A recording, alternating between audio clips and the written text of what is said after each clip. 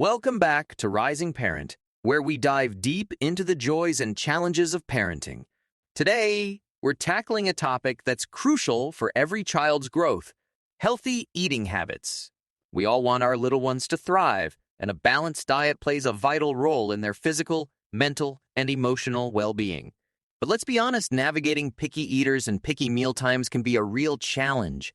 In this episode, our guest speakers will dive deep into Edna's article on exploring practical strategies for cultivating healthy eating habits in your children. From creating a positive food environment to overcoming picky eating hurdles and making mealtime fun, we'll cover it all. Let's get started on this delicious journey towards healthier families.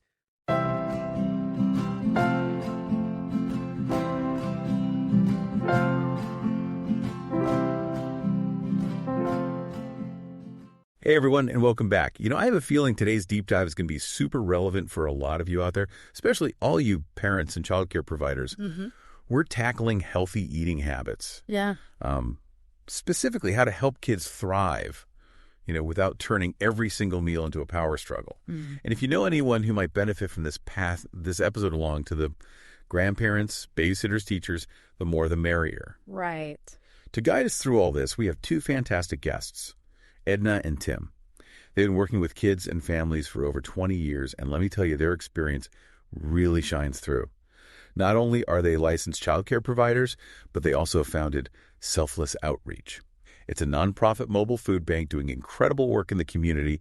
You can check them out at selflessoutreach.org, and hey, maybe hit that donate button while you're there. Yes. But first, let's dive into this article from Rising Parent called How to Teach Your Kids Healthy Eating Habits Without the Power Struggles. Oh, it's a great resource. And sometimes we get so focused on what kids should eat that we forget about the how. This article really nails that. Totally. And it starts off by asking a question that sounds simple, but it's actually way deeper than you think. Why does healthy eating even matter? It's easy to just say, well, it's good for them. But this article goes way beyond that. Yeah, what's really cool is that it breaks down the benefits into these categories that might surprise you. Of course, there's the physical development, but it goes way beyond just growing taller. We're talking about building a strong immune system, reducing the risk of chronic illnesses like obesity and diabetes, things that can have a lifelong impact. Yeah, it's like setting them up for success on a whole other level. Yeah. And then it gets even more interesting when you look at the cognitive benefits. The article talks about all these brain-boosting nutrients like omega-3 fatty acids and antioxidants. Yeah. They're found in things like fish and fruits and veggies, and they can actually have a direct impact on memory, attention, and learning. Right. And think about it. Those skills are the foundation for everything from doing well in school to thriving in a future career. We're not just talking about empty calories versus healthy ones. We're talking about literally feeding their potential. Okay, that's a powerful way to put it. It's not just about the immediate eat your broccoli, it's good for you. It's about creating this foundation for success in life. But there's another layer to this that I thought was really interesting. The connection between diet and emotional well-being. Mm-hmm. That's something we often overlook, right? We know we feel better when we're eating well, but this article highlights how important it is for kids. When they're getting the nutrients they need, their mood and their energy levels are more stable. And then on the flip side, if they have those nutrient deficiencies, it can lead to things like irritability and fatigue. It's almost like those hangry meltdowns we see are about way more than just being hungry. It's like their whole system is off kilter. Exactly. And, if we can help kids establish these healthy eating habits early on, we're not just giving them physical and cognitive advantages, but we're also giving them the tools to manage their emotions and build resilience. And like the article points out, these early habits shape their choices later in life. So we're not just making tonight's dinner. We're shaping their future relationship with food, which is a pretty big responsibility when you think about it. Now, speaking of shaping things, the article goes into creating a positive food environment. What does that even look like in practice? Because it's definitely more than just having healthy food in the fridge, right? It really is. It's think about the atmosphere around mealtimes. Is it relaxed and enjoyable, or is it full of tension and pressure? That's a huge part of it. So no more battles over finishing every bite or forcing them to try something they hate. Exactly. It's about making mealtimes this positive experience. So kids associate food with pleasure and connection, not with stress and obligation. And there are some practical ways to do that. The article suggests involving kids in grocery shopping. Let them choose fruits and veggies. Get them excited about picking out healthy ingredients. Oh, I love that. That makes them feel like they're part of the process, Mm-hmm. you know, not just passive recipients of whatever appears on their plate. Yeah. Speaking of that process, what about involving them in meal planning? Yeah. I can totally see how that could backfire, if Yeah. you're trying to cook and they're requesting pizza every night. Right. Well, that's where age-appropriate involvement comes in. For younger kids, it might be as simple as letting them pick between two different veggie side dishes. For older kids, they can help brainstorm meal ideas or even search for recipes online. So it becomes a family activity, not just like a chore for the grown-ups. And while we're on the topic of activities, what about cooking together? I remember helping my grandma in the kitchen when I was little. It was always so much fun. That's a great example of creating that positive food environment. It's not just about the food itself. It's about the bonding experience. You know, the laughter, the sense of accomplishment when you create something delicious together. And the article emphasizes this, the importance of introducing new foods alongside familiar favorites. It's all about easing apprehension and making those new experiences less daunting. So no need to overhaul the entire menu overnight. We can start small and build from there. Okay, so we've talked about creating a positive food environment, but I know what's on everyone's mind. Picky eaters.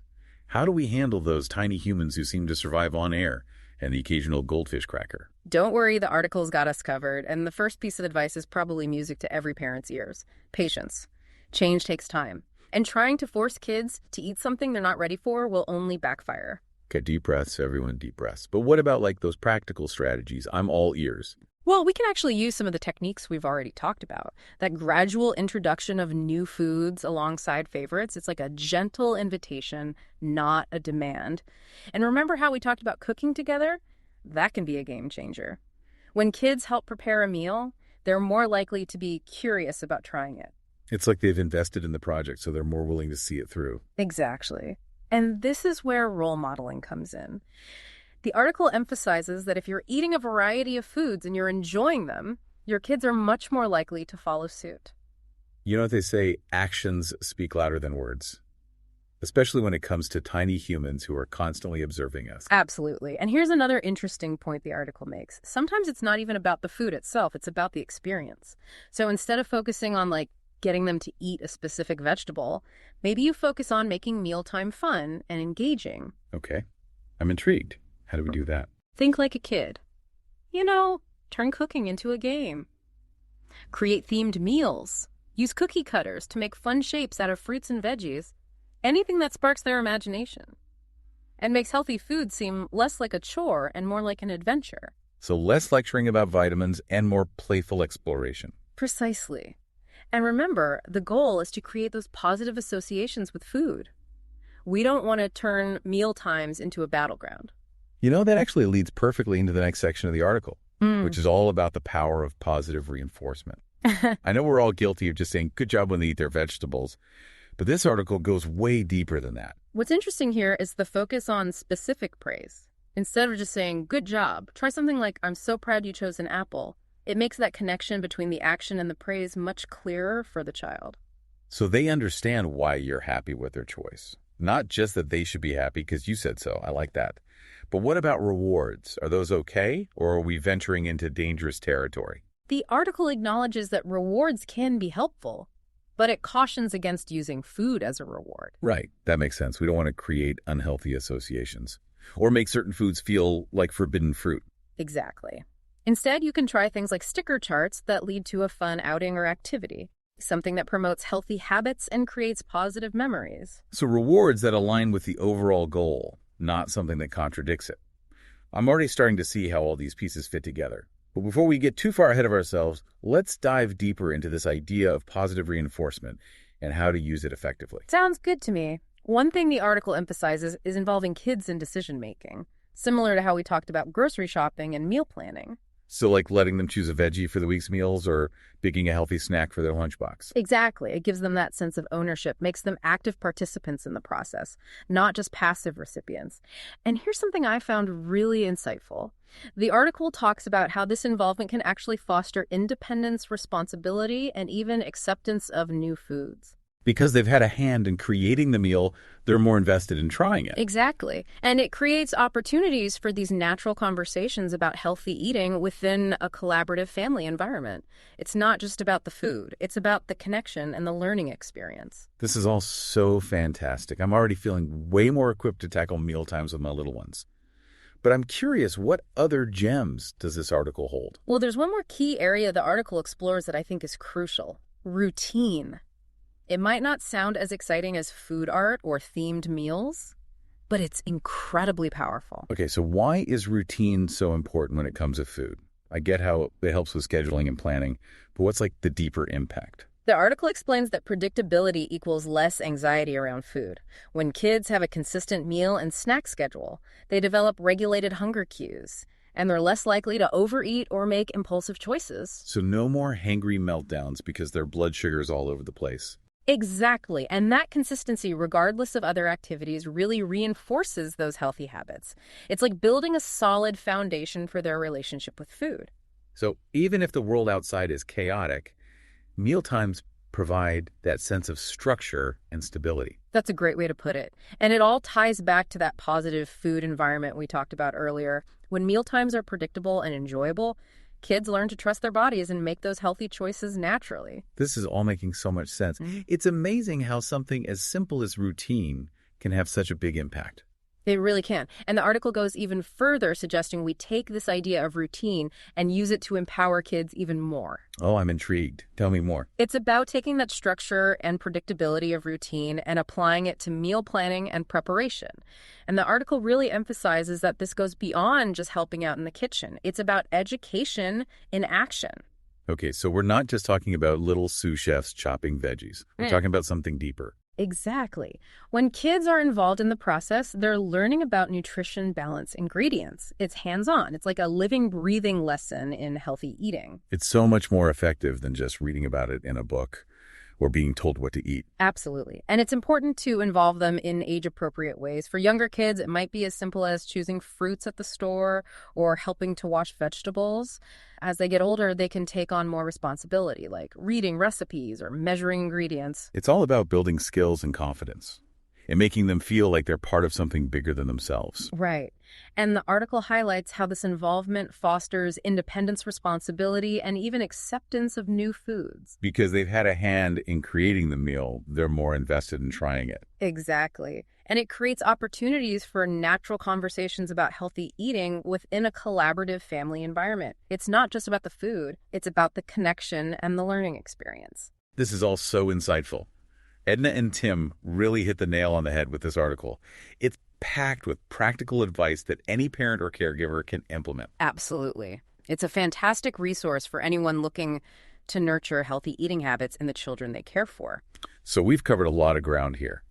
From the importance of a balanced diet to the power of positive reinforcement and the magic of making healthy eating fun.